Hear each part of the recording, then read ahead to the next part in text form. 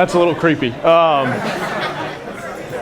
First of all, I work out for a living, so don't judge me on my speaking skills because it's not very good. So who in here knows about CrossFit? All right, I can leave then, so I don't need to talk about it. But seriously, Taylor asked me to come in and kind of share my path. I wouldn't say to Christ, but back to Christ more or less. So I grew up a Christian, was actually born Catholic, and then moved to Tennessee when I was about 5 years old. And my mom went to church with my mom. My dad went to church every once in a while, but my mom was really the, I guess, leader in our family, religious-wise or faith-wise. So when I was probably 6 or 7 years old, we started going to a Presbyterian church, left the Catholic church. So before I could really ever learn anything about Catholicism, we left the Catholic church. Went to a Presbyterian church for 3 or 4 years, and then went to a Baptist church for a little while. So then in high school, you know how high school goes, stuff gets a little important, more important than what really matters. And I wouldn't necessarily say, you know, I thought I was a Christian, believed I was a Christian, but wasn't living for Christ, wasn't living like I should. Same thing in college, same thing when I started CrossFit. Started CrossFit in 2010, went to the CrossFit Games after doing CrossFit for a year.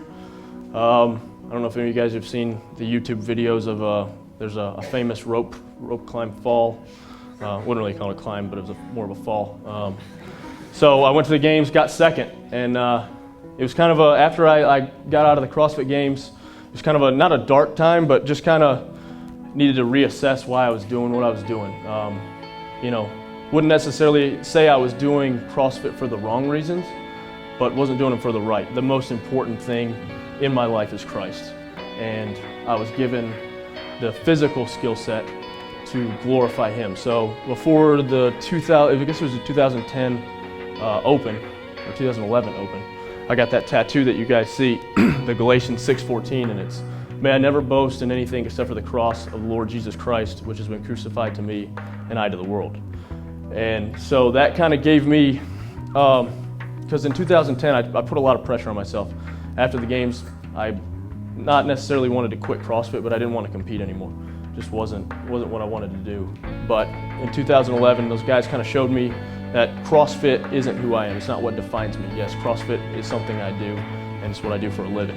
But CrossFit's my platform to reach out to people, to come speak at things like this, which I absolutely can't stand, is talking in front of people. So luckily, I can work out fast. So, like I said, now in 2011, after I got I wouldn't say the tattoo was the reason I won, but I feel like putting Christ first in my life relieved a lot of pressure. I could go out there and do the things that, you know, God gave me the talent that He gave me, not necessarily to win the CrossFit Games. He didn't help me win the CrossFit Games. He could care less if I won the CrossFit Games, but I think He uses me to reach the people and to show people that, you know,